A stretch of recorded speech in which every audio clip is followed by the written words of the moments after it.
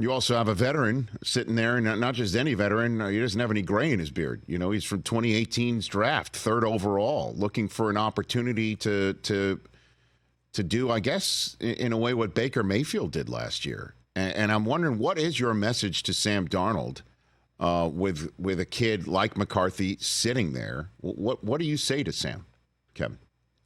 Yeah, I think it started pre-draft. Just the communication with Sam of when we brought him in here, how confident and excited I am to coach a guy like Sam. Loved him coming out of the draft and just acknowledging the quarterback journey that he's been on. And we all, as quarterbacks in this league, and I use that term loosely for myself, Nice.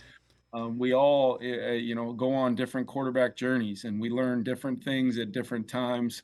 And then you go from situation to situation where hopefully you find one that is conducive to you kind of putting all of that experience, even though he still is a young player, Rich.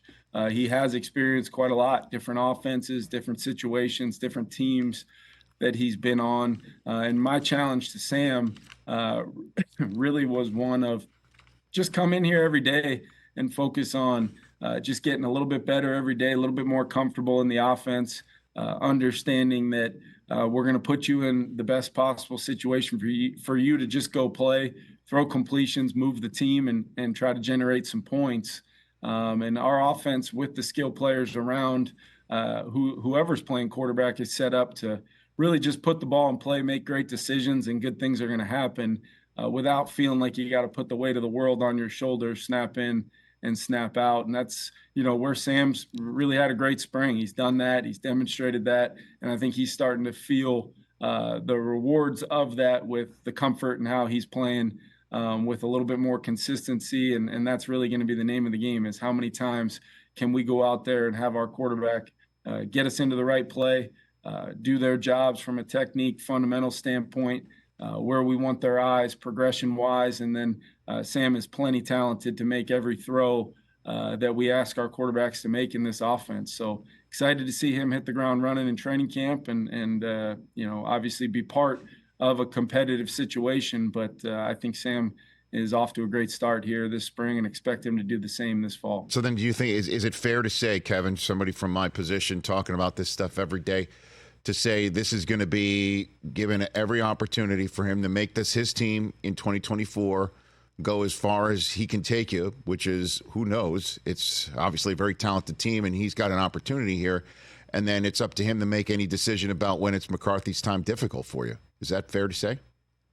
Yeah, I think just knowing that Sam's been there, done that, he's been a starting quarterback for a lot of games in this league. He's coming off of a year where I do think he really grew in San Francisco last year, whether it was being around Kyle, Brian Greasy, Brock Purdy in the quarterback room, watching a guy essentially with a really talented team around him go out and not only, distribute the ball and, make a lot of plays, but put the team on his back at times, understand when he had to, make some plays with his legs, create, some plays off schedule, make the plays that are there in rhythm, and good things are going to happen when you pair that with a balanced attack. And I think that was a real growth kind of learning year for Sam, and he's applying a lot of those things now in his opportunities.